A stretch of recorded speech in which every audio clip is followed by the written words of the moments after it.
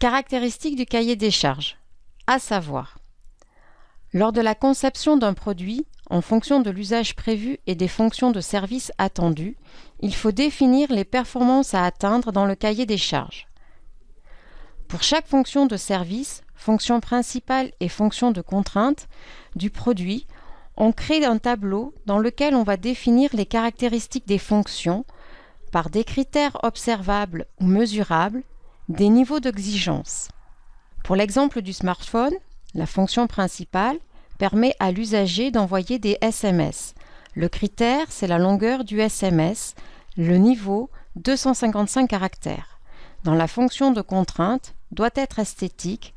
Le critère, c'est la forme, la couleur, les niveaux, les bords arrondis et la couleur noire. À savoir faire. Pour définir les caractéristiques du produit, il faut tout d'abord déterminer des critères observables ou mesurables à respecter pour chaque fonction.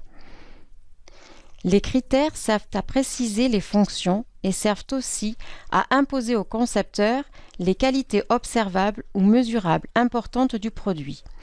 On se pose la question: à quoi doit-on faire attention? Que doit-on imposer pour que telle ou telle fonction soit remplie?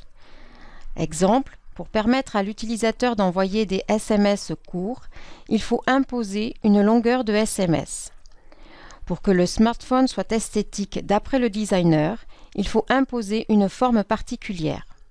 Ces critères serviront aussi à évaluer, tester le produit fini et vérifier qu'il est bien conforme au cahier des charges. Ensuite, il faut déterminer les niveaux d'exigence à respecter pour chaque critère. Les niveaux indiquent des valeurs observables ou quantifiables, chiffrées à atteindre pour chaque critère.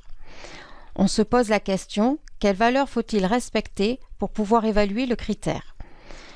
Exemple, pour évaluer le critère de longueur du SMS, il faut respecter une valeur de longueur de SMS de 255 caractères maximum.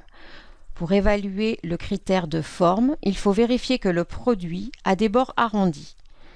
Ces niveaux servent à préciser le produit pour sa création, mais aussi à évaluer le produit fini, le tester et vérifier qu'il est bien conforme au cahier des charges. Synthèse. Lors de la conception d'un produit, en fonction de l'usage prévu et des fonctions de service attendues, il faut définir les performances à atteindre dans le cahier des charges avec des critères et des niveaux. Les critères précisent les fonctions et servent à imposer au concepteur les qualités observables ou mesurables importantes du produit. On se pose la question: à quoi doit-on faire attention pour que la fonction soit remplie? Les niveaux indiquent les valeurs autorisées et à atteindre pour chaque critère. On se pose la question: quelle valeur faut-il respecter pour pouvoir évaluer le critère? À retenir.